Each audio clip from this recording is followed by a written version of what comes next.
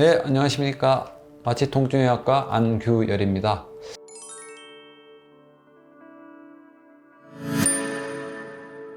오늘은 조금 다른 주제로 한번 다시 또 만나 뵙게 됐습니다.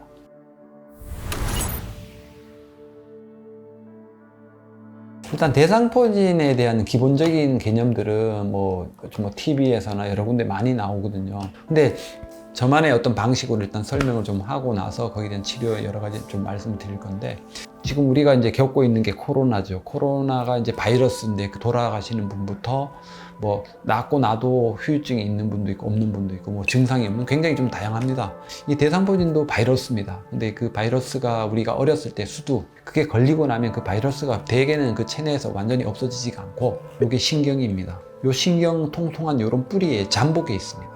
그러니까 요놈들이 언제든지 호시탐탐 노리고 있다가 환자분이 면역력이 떨어져서 자기들이 이제 뭔가 증상을 발현시킬 만한, 증폭이 될 만한 그런 시기에 이제 발현을 하게 되는 건데, 바이러스가 이 신경을 직접 공격합니다. 평상시에 느낄 수 있습니다. 어떨 때 신경을 다치는 느낌은 언제 나요? 팔꿈치를 여기 생활할 때 딱 부딪히면 여기 찌릿! 그 왜 그러냐면 결국은 목에서 나와서 여기서 보시면 초록색 쪽으로 해서 팔꿈치를 지나갑니다. 근데 이 부분이 뼈랑 신경이 가장 밀접된 부위이기 때문에 자극하기가 제일 쉽습니다. 여기 탁 치면 여기 찌릿 옵니다. 똑같습니다. 이 대상포진도 이 바이러스가 바로 이 신경을 공격하는데 주로 감각신경입니다. 드물게는 안면마비 오는 람세이 헌터 신드롬 그런 거 같은 경우는 이제 물론 여기 귀 주변이라든지 안면마비 여러 가지 감각이나 운동 같이 이렇게 장애가 오는 경우도 있지만, 보통 감각신경을 공격합니다. 그러면 우리가 감각신경이라는 거는 뭡니까? 우리가 피부로 느낄 수 있는 어떤 느낌입니다. 근데 그게 장애가 오는 거죠. 그러면 꼬집으면 아프다, 찌르면 따갑다, 아니면 모기한테 물리면 가렵다인데, 이게 이 신경을 공격하니까 이 피부로 느낄 수 있는 이상한 불편함을 다 올 수 있습니다. 자, 예를 들면 무디다, 가렵다, 찌른다, 후빈다, 전기 온다, 칼로 벤다, 뻐근하다, 우리하다, 다음은 아프다, 어쨌든 느낄 수 있는 모든 불편함이 다 오죠. 내과 가는 어디 가든 이렇게 왜 그렇게 되느냐면, 처음에 이 가슴 쪽에 오는 분이 먼저 불편함을 느낍니다. 왜 그러냐면, 자, 신경 요 한 줄 한 줄이 바로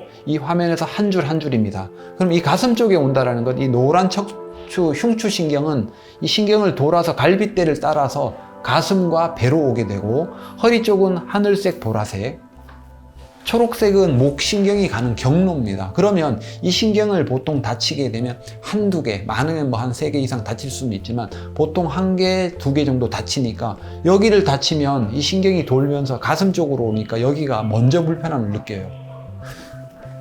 요 신경 한 개가 바로 이 화면에서 요 신경 하나를 빼놓은 겁니다. 그래서 이 신경을 직접 딱 공격하자마자 이 통통한 부위가 바로 여기에 해당되는 거죠. 그래서 여기 보면 바이러스라고 돼 있는데 이 까만 점이 바로 바이러스입니다. 그래서 이 신경을 딱 공격하니까 아까 우리가 팔꿈치를 탁 친 거와 같이 이 해당 피부에 3일에서 길면 일주일 정도 먼저 증상이 옵니다. 그리고 나면 이 신경을 따라서 이 바이러스가 이렇게 피부까지 도달하는데 걸리는 게 그냥 3일에서 일주일이라고 생각합니다. 그래서 바이러스가 나오면서 이 수포가 만들어진 게 상처를 만들면서 올라온다고 생각하시면 됩니다. 이 증상이 먼저 불편함이 오고 나서 3일에서 일주일 후에 수포가 올라오고, 이 수포는 보통 올라오기 시작하면 3, 4일째가 제일 많이 올라오는 경우가 많고, 그 이후로는 서서히 상처이기 때문에 우리가 일반적인 칼로 베인 상처가 아물듯이 서서히 아무는 과정을 거칩니다. 그래서 좀 심하면 우리가 여드름날 많이 났던 친구가 몇 년 만에 봐도 흉이 조금 남아있는 것처럼 심한 분들은 그렇게 되고, 대부분은 그런 흉을 남기지 않는 경우가 많고, 근데 문제는 치료를 다른 병원에 가면 대부분 초기니까 다 약만 줍니다. 피부과를 가든 내과를 가든 정형외과를 가든 왜 그 자리에 아프니까 약을 주는데, 근데 문제는 그거를 대상포진의 전조 증상으로 생각하지 않고 가슴이 아프니까 내과가 뭐 하죠? 폐나 심장 검사를 합니다. 배 쪽으로 오시는 분은 어떻게 하냐면 속의 내장 검사를 하게 되고, 심지어는 허리에서 다리 쪽으로 대상포진 증상이 오는 분은 허리 찍었더니 디스크가 있어서, 심지어는 수술을 했더니 왜 또 MRI 찍은 디스크가 좀 있는 분이에요. 하고 났더니 며칠 후에 이제 수포가 올라옵니다. 그러면 그거는 진단 자체가 틀리면서 치료 방향을 완전히 잘못 잡은 거예요. 그래서 그렇게 수술을 했는데도 수포가 올라오고 아프니까 그다음 뭐 합니까? 저희 병원에 와서 시술이나 신경치료를 하시는 그런 환자분들이 있습니다. 또 머리에 오신 분들은 머리 MRI를 찍습니다. 왜? 심한 경우는 두통이라든지 열감이나 굉장히 이상한 증상이 많이 나타나기 때문에 그렇죠. 그런데 이 대상포진은 아까도 얘기했지만 이 감각신경을 공격하는데 피부가 2, 3주 지나면서 일반적인 사람들은 웬만하면 거의 대부분 다 좋아집니다. 증상도 좋아지고 피부도 거의 좋아지는데 덜어는 신경이 다치는데 회복이 잘 안 되는 분들이 있습니다. 회복이 잘 안 되면 저희가 보통 뭐 책에는 한 2-3달 정도 지나도 피부는 좋아졌지만 통증이나 불편감을 계속 남아있다면 이거를 대상포진 후 신경통이라고 표현을 하고 이미 이제 뭐 만성의 어떤 경로를 접어들었다고 보는 겁니다. 그래서 이 신경통으로 넘어갔을 경우에는 짧게는 몇 달에서 몇 년, 몇십 년, 심지어는 제가 본 경우에 40년 전에 걸린 분이 지금도 아파합니다. 그분은 양상이 어떠냐면 이 옷이 닿는 걸 아파합니다. 겨울에도 심지어는 구멍을 내고 다니거나 머리에 났던 분은 머리카락이 휘날려도 아프니까 혹은 자발적으로 자기들이 통증이 쿡쿡 쑤신다든지 뭐 바늘 콕콕 찌른다든지 계속 그런 분도 있고 뭐 10년 전에 걸렸는데 가끔 오셔서 약 받다가 안 돼서 다시 주사 치료를 하는 분도 있고 막 그런.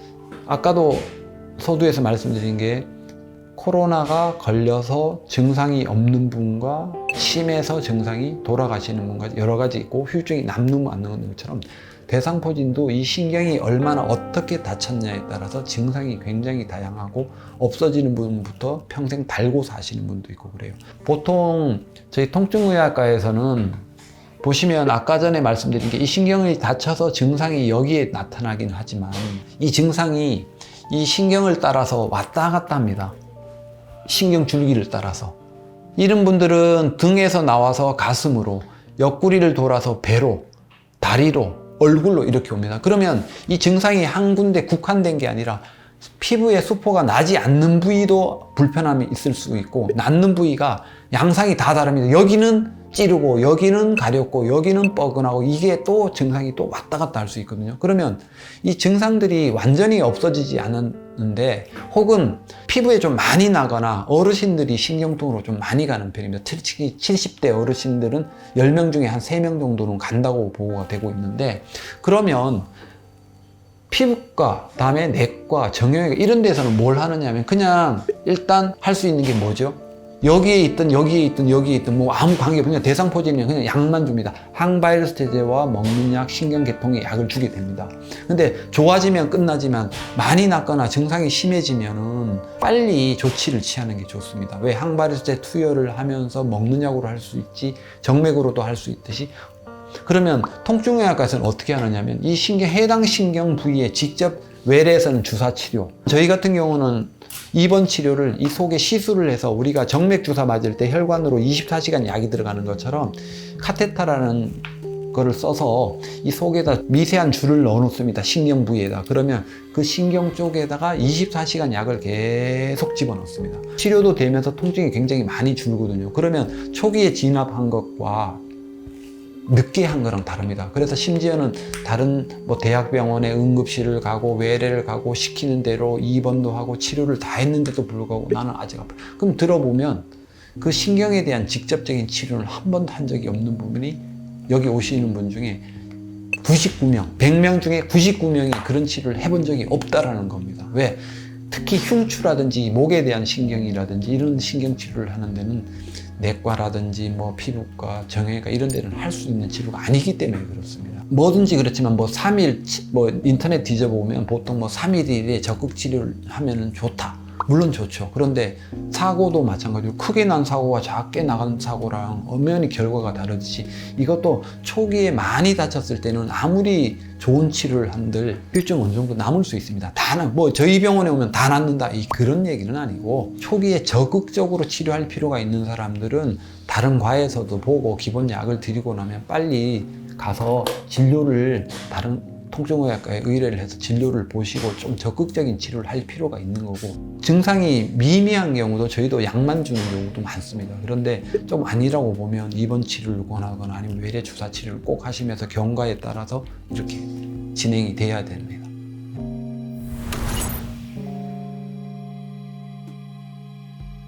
전염은 일단 됩니다. 되는데 여기 보시면 아까 말씀드린 신경을 따라서 피부까지 도달하면 피부로 뚫고 올라온다고 했죠. 이 수포가 났을 때가 전염력이 제일 강합니다. 그래서 직접적인 접촉이 있을 경우에 수두를 앓지 않았는 사람은 수두를 앓게 되고, 대상포진은 보통 신경을 공격해서 올라오지만 피부에 직접 바이러스 공격을 당하니까 일반적인 사람도 수포 올라올 수는 있습니다. 그래서 일부러 직접적인 접촉을 피하는 게 좋고, 뭐 드물게는 뭐 공기 중으로 뭐 전염이 된다고는 하지만 그건 굉장히 드물고, 저희는 뭐 하루에도 한 10명, 20명을 보게 되는데 대상포진 왜 근데 멀쩡히 있느냐? 일반적인 사람들은 대개는 면역력이 형성이 돼 있기 때문에 이거에 크게 지장을 받지는 않습니다. 저도 이렇게 하면서 제가 30대 초반에 걸려봤는데 지금까지 대상포진 환자를 수없이 봤지만 전 대상포진에 걸리지 않잖아요. 왜? 면역력이 있기 때문이고 직접적인 닿지는 않거든요. 그래서 초기에 물집이 잡히해서 올라오는 첫날부터 3살째가 제일 많으니까 한 일주일에서 한 열흘 정도는 직접적인 접촉을 피하는 게 좋고, 특히 갓난아기, BCG 예방접종을 하지 않은 돌진한 아기들은 무조건 격리가 돼야 됩니다. 멀리. 저도 제가 걸렸을 때 아기가 돌진하지 않았을 때는 와이프하고 애는 보따리 싸서 처갓집 갔습니다. 진짜 그 정도로 좀 격리가 되는 게 좋고, 물론 어린 사람, 일반적인 사람들 일부러 갖다 댈 필요는 없겠죠. 그래서 전염은 됩니다.